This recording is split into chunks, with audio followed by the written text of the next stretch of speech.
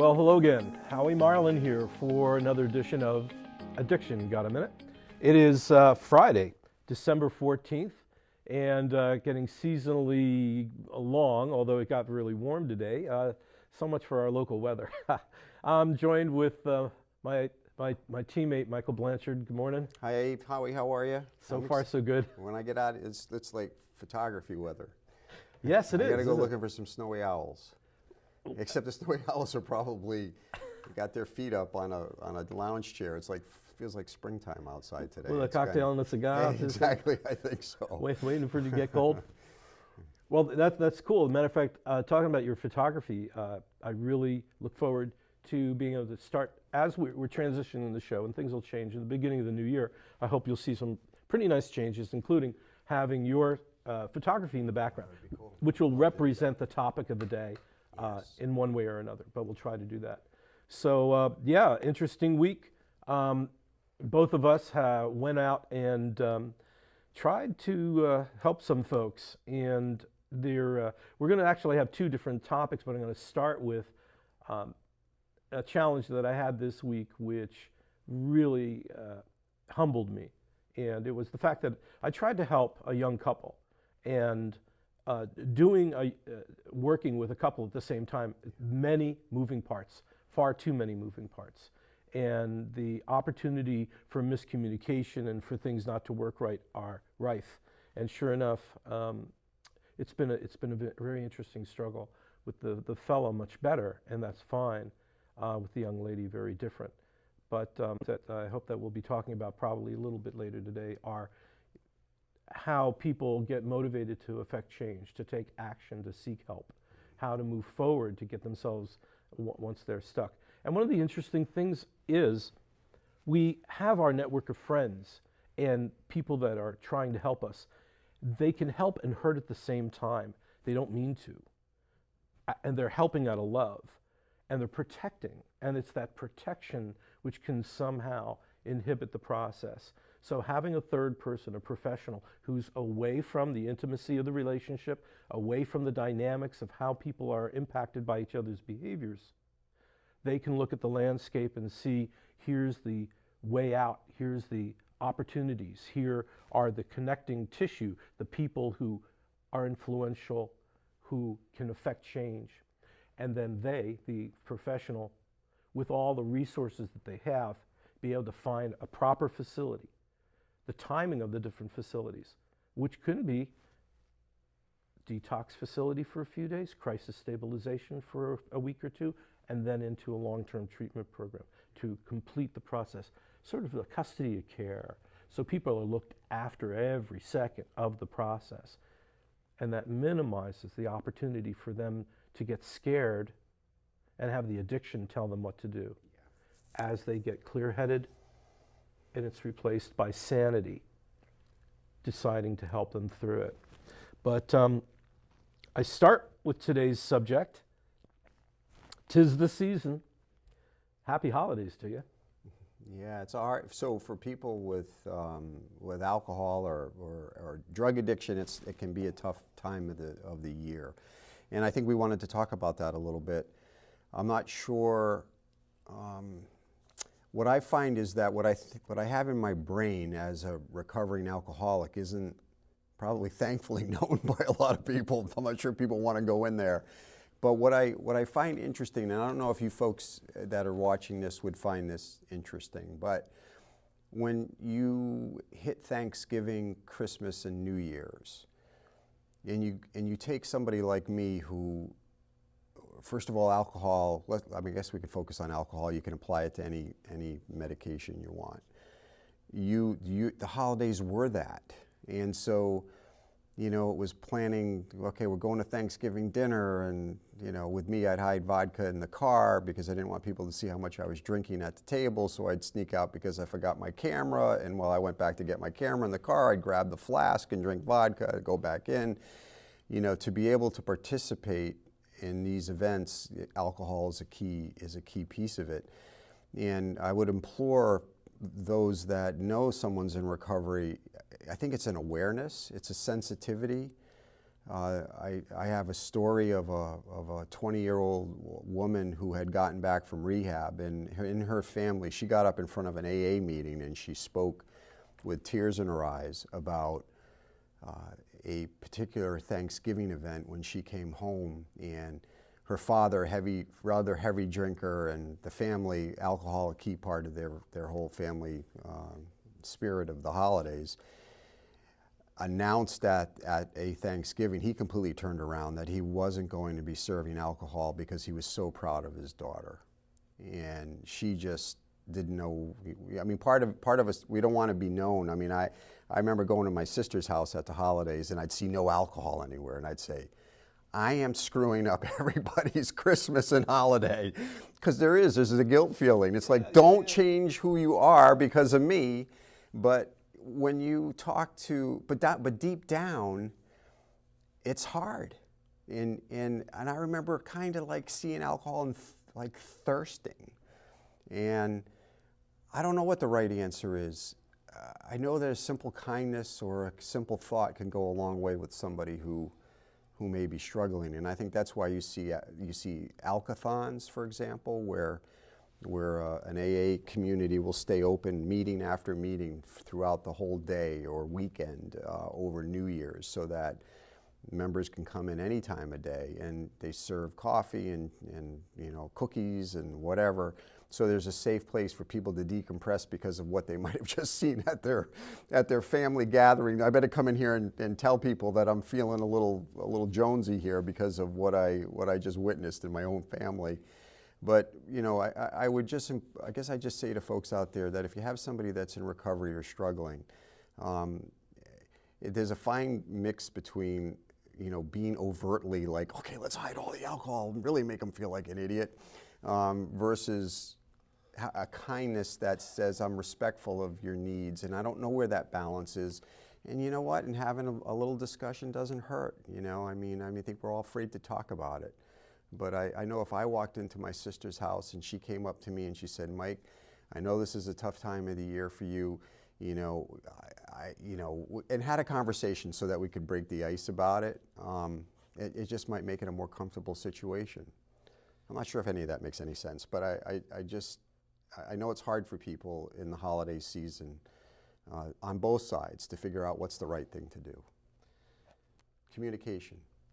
It is ridiculously difficult to do because there's no completely right answer. Nope.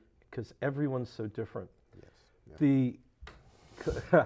One of the really interesting things, you touched on this directly, people want to acknowledge your accomplishment, and it is an accomplishment, of now mitigating the damages of what the past relationship with alcohol have caused, and the only thing they can think of is to get rid of the alcohol. Yeah. That's there. Yeah. Well, correct me if I'm wrong, but it's still legal to drink in the country, isn't it? I think so. And there's at parties there's liquor, beer, and also normally. Yes. So why should we change normal when we've changed and we're okay with us? Why do people feel they have to change to a new normal? It's the chicken or the egg. It's you know what? If you, I guess just empathy. The word empathy, and then take it whichever way you want. There's no, like you say, there's no right answer. In a relationship I was in, or actually several relationships where alcohol became, an important driver, it's like, why should we change for you? Why should I change for you? You're the one that has the issue. You should be able to have your strategies to be able to adapt to live in a world of alcohol. The rest of the world shouldn't have to pay for your disease. That's a hard line on one side, right? Yep. There's also a hard line on the other side that, you probably wouldn't be chomping on cake in front of me while I had diabetes and was going to go into insulin shock. You might have some empathy that I'm, and maybe that's not a good example, but you know what I'm saying is that I think people are more empathetic to somebody with that it doesn't influence their specific, like somebody came with cancer, for example. You don't have cancer. You're not part of that realm of that person's disease, so it's easy for you to make accommodations for the person that has that disease. Alcohol, however, whatever those accommodations are, affects you as well, because you may have to change what is really an important part of your life, you know. So it's the chicken or the egg, and I think the middle ground is empathy. Empathy is when you try to take action while considering being in that person's shoes for just a moment. If I'm an alcoholic, I might want to be in your shoes for a moment, because the party is important to you. And so I should understand where you're coming from. But I'd also like you to try to understand where I'm coming from. And then again, empathy by showing, I know this is hard for you, and is it okay that we toast with champagne? We love you. We are so proud of you for being sober. Is this okay with you? And a little side conversation. I don't know, it's just empathy and consideration, I think, breaks the ice and makes it a little bit easier for people to deal with, you know. You know, this was the topic, and I've given it a little thought. One of the, you know, we're going to go to events, and people are going to invite us to these events, and that's a wonderful thing. The question is, how can they show empathy and be respectful, yet not change the tenor of the event? Well, I would think still have the liquor over on the table and have things set up nicely with the eggnog and the things and the seasonality of it all. But you don't have to go running up with Jello shots in front of me every time. Don't bring back Jello shots. You don't, as the eggnog is being passed around, you've got straight, who would drink that stuff? You got me. And that other eggnog as an option. So go ahead and serve. Be the host, the hostess. Offer it to people that have the option there on the table. Let the person who's decided to choose what they want instead of restricting it. Do you think that's a reasonable offer? Yeah, and also to make it, so I worked with my photography at the Katama store last weekend, selling artwork for after Christmas in Edgartown. And the owners of the store had all these bubbly bottles, but clearly a sign that said no alcohol inside, no alcohol content. And because I looked at those bottles for a while and I didn't know what I didn't know what to think. Should I drink? I said, it can't be alcohol, you know, because it's like noontime at the Katama store. But when I walked up there and I saw no alcohol on the sign, I said, yes, I can have some of this. And it made me happy. Maybe at a party you could have like a no alcohol side and an alcohol side. You could say eggnog, you know, for people not interested in alcohol, not for alcoholics and addicts. You could, you know, for non-alcoholic side where you have drinks and an eggnog or whatever. And then you can actually, as an alcoholic, see people going up to that non-alcohol side, and you know you're not alone, you know. I've seen that. Yeah. I've absolutely seen it, and people have made, when they've made eggnog, and you know, some of these pretty nice, you know, family events, and there's just different glasses. These is the traditional, and this is the one that doesn't have alcohol. Yeah, and there's a bunch of them, a lot of them, not just the one singled out with your name on it. Yeah, but with a big skull and crossbones on the glass. No, but to do that, because I'm always looking for somebody else. I mean, I don't really do this so much anymore because I don't really care. Everybody knows about my circumstance. I've gotten past that, but in the beginning, you know, there's still a part of me that likes to go to a party and see, man, when I see somebody else go over and grab something that's non-alcoholic, for that moment I don't feel alone. And I don't know, and it's just a little twinge. It's not going to make the difference in whether I stay sober or not. It's just, you know, I know I'm not alone, and that's it's kind of a critical. cool, you know. That's critical. You know you're not alone. Yeah. Connectivity. Yeah. The one thing I want to remind folks, as we talk about all these subjects, there's this ongoing discussion about how medical a disease is addiction. And the current philosophy is talking about the brain, the rewiring, the medical aspects of it, and it's very true. However, if that was an absolute, why is it that many people who do drugs don't get addicted? Many people who drink don't become alcoholics. How is it that people can stop it on their own? You know about Rat Park, the study. And Rat Park study, it was a study with rats, and I'm sure many of you are familiar that there's a very well-known study where they have a rat in a cage with a bottle with cocaine, and it'll continue drinking it until it dies. Whereas in Rat Park, you've got these socialized rats with things to do and tunnels and things to chew on and food and all of that, and you've got the drug and you've got the water. Well, most will never, if rarely, ever touch the drug, or a couple of times that'll be it, but they don't tend to get addicted because of the socialization. So when you talk about feeling part of it, feeling, that's critical, because that socialization is so incredibly important. It's important, and the thing that bugs the heck out of me about Rat Park is that I saw a speaker come in and cite the research. And again, it's if you have a rat that lives in a cage and you put out either cocaine or heroin-laced water, they're going to go after the drug-laced water more than the regular water. If you put them out where they can have sex with other rats and run freely through the park, they don't go after the drug-laced water any more than they do the regular water. The theory being socialized rats with having fun, you don't need to sedate yourself. The problem with that is it suggests that the only cause of addiction is your social condition. It's a key, and I know you know this, I'm not lecturing you, I'm making sure I tell other people. A key piece is trying to eliminate isolation. Isolation's a killer, there's no doubt about that. But when I heard the story of Rat Park, I said, you know what? And listen to the speakers said, I remember one speaker looked at the other announcer and said, why aren't you and I here drinking vodka right now? And the interviewer said, I don't know what you mean. He says, we're not drinking vodka because we are not isolated, and we're not sad, we're social, and we're not in that place. The implication though is that, like, if I look at my life right now, I'm pretty connected. And so I might say to myself, whoa, I don't have all those problems anymore. I'm socially connected. I can probably drink again. And why did I go up to the Katama store and study? I want people to understand this. If there's a single soul that's left in this world that doesn't believe there's some disease model to this, why would I go up to the Katama store sign and study the bottles to make sure there was no alcohol in there?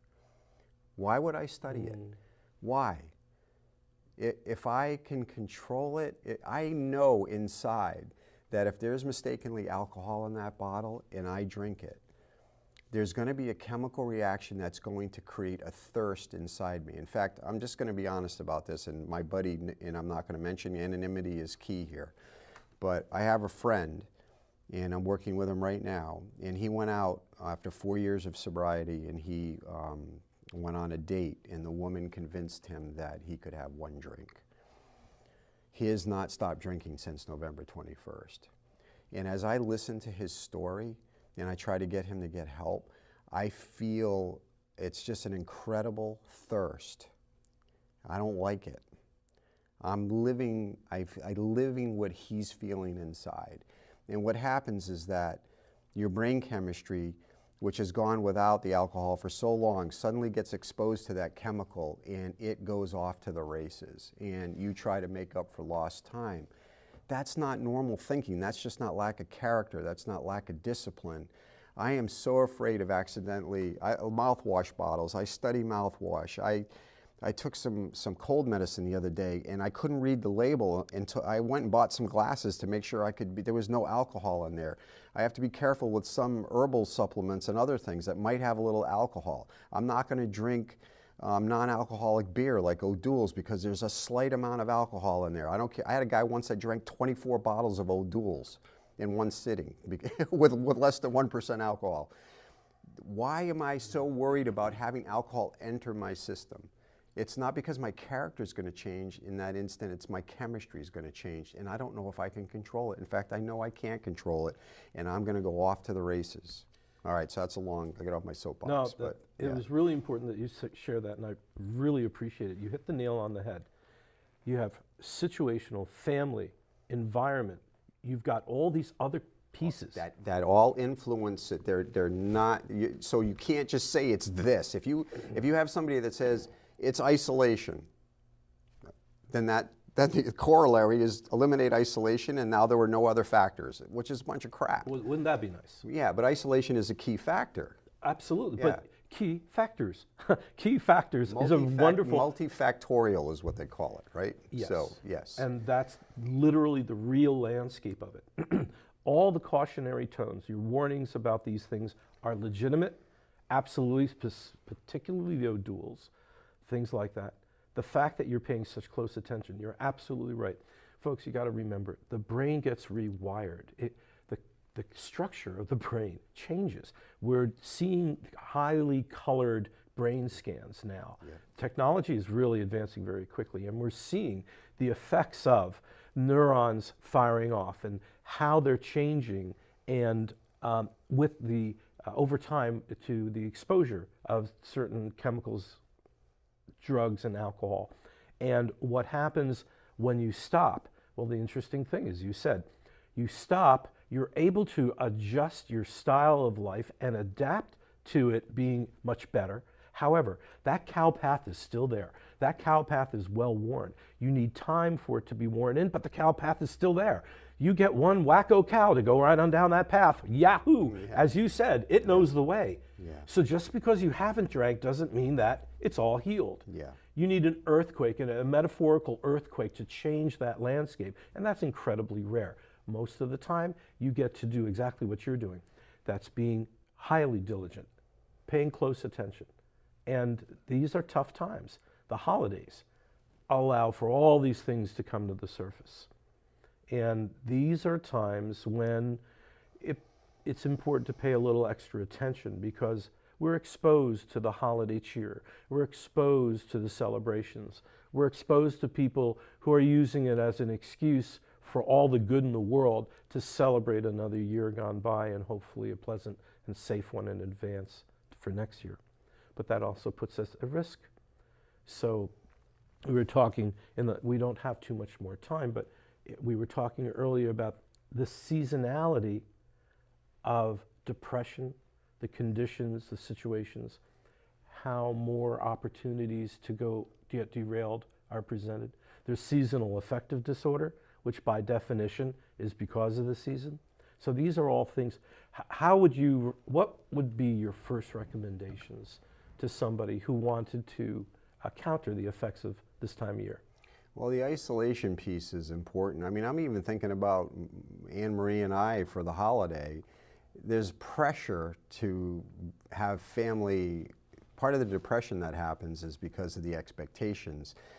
If you don't meet the expectation, it can lead to depression. So you're supposed to, everybody sees the TV commercials with thousands of family members all hugging and and if you're alone at home and you have no place to go for Christmas, since my family's all over creation, we're gonna meet the weekend before. I'm sitting home with Anne Marie. We're inviting every friend that we know that's on the island that would be interested in coming over, that may be by themselves, and we enjoy being with them. It's not some pity party. It's because let's all get together and enjoy each other's company. And so so that's just one simple thing. And the expectation is that you're going to be surrounded by loved ones and family, and people just dread coming up to it, because they know the day after Christmas they're going to go back to work and say, "What did you do for Christmas?" "I sat at home and I just unwrapped the present I bought for myself." You know, the dreadedness of the expectation that's set is so hard that, you know, especially with alcoholics and addicts, there are so many support groups that are out there that understand that, because many alcoholics and addicts have lost their families and friends because of consequences of the disease. And so to be able to gather together amongst like friends and empathetic friends is a really important thing to kind of overcome the seasonality of that. The expectations change. Depression to me is when expectations are not met, that can lead to depression, because I failed, you know. But then, you know, obviously there's chemical depression that has nothing to do with that. You can just I have bipolar disease. It's a chemical imbalance in your brain that kind of predisposes you to being down when things don't go the way you expect. Other than the biological causes, other than the family causes and external, when we're talking about the seasonality of it, there are some things that we can do. And You can, listen, you can Google this stuff. There's nothing that I'm about to say is any secret, but you got to take care of yourself. Make new friends. When I say take care of yourself, have you been to the gym?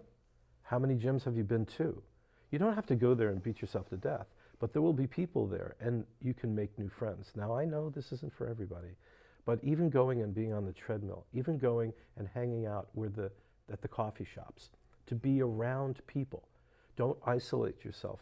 Listen, on Martha's Vineyard, we are isolated by definition. The island, we have a moat. It makes it all the more difficult. One of the things that I've been begging for my wife to do is get more exercise and just walking around. And I said, geez, if we had a mall, we'd be walking the mall. I'd be walking the mall, along with the old guys walking the mall. But we don't have it. So what do? We have to get creative. You have to be honest with yourself. Realize these are tough times. Bring it to the surface. Find somebody to talk to. Therapist's fine, that's all great, but you don't need a therapist just to share your feelings. Matter of fact, it's better to be there for someone else as well. Certainly the meetings. Absolutely the meetings. Go to different meetings. If you're normally at the 6 a.m. meeting, go to a 7 p.m. meeting. Go any self-help meeting. Try different types of self-help. Get with new people. These are tough for a lot of folks. You're not alone. You're so not alone. So going to any event, whether it be the musical events or the outings, we do have the Christmas walks, the parades, the things like that. And I know some of this has already just happened for us. Yeah. But, you don't want to try to do too much. You don't want to overdo it.